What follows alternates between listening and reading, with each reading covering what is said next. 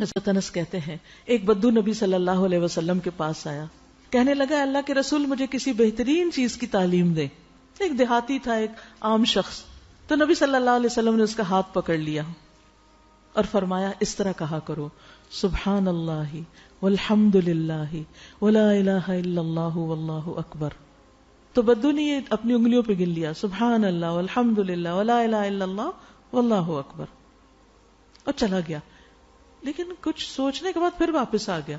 تو نبی صلی اللہ علیہ وسلم اس کو دیکھ کے مسکرائے اور فرمایا خستہ حال بدو اب کچھ سوچنے لگ گیا ہے. پیار سے اس کو کہا. تو اس نے کہا اللہ کے رسول سبحان اللہ والحمد للہ ولا الہ الا اللہ واللہ اکبر، یہ تو ساری اللہ کی تعریف ہے، میرے لیے کیا ہے؟ تو آپ نے فرمایا اے اعرابی، جب تم سبحان اللہ کہو گے تو اللہ تعالیٰ کہے گا تم نے سچ کہا، یعنی وہ تمہیں جواب دے گا. جب تم الحمدللہ کہو گے تو اللہ تعالیٰ فرمائے گا تم نے سچ کہا. جب تم لا الہ الا اللہ کہو گے تو اللہ تعالیٰ کہے گا تم نے سچ کہا. جب تم اللہ اکبر کہو گے تو اللہ تعالیٰ کہے گا تم نے سچ کہا. اور جب تم اللہم اغفر لی کہو گے تو اللہ تعالیٰ کہے گا میں نے تمہیں بخش دیا.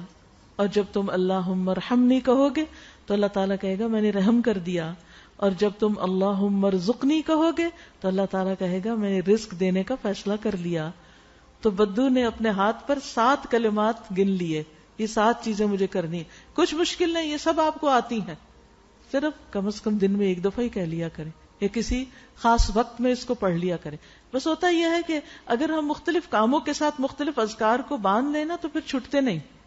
لکھ کے آپ کہیں لگا سکتے ہیں سبحان اللہ والحمد للہ ولا الہ الا اللہ واللہ اکبر، اللہم اغفر لی، اللہم ارحمنی، اللہم ارزقنی. بس اللہ جواب بھی دیتا ہے اور اللہ تعالیٰ دعائیں قبول بھی کرتا ہے. فاذکرونی اذکرکم، اس پہ یقین رکھیے. واشکروا لی ولا تکفرون، اور میرا شکر ادا کرو اور میری ناشکری نہ کرنا. ذکر کے ساتھ ساتھ ہر حال میں اللہ کا شکر، کیونکہ اللہ کا ہر فیصلہ حکمت پر مبنی ہوتا ہے.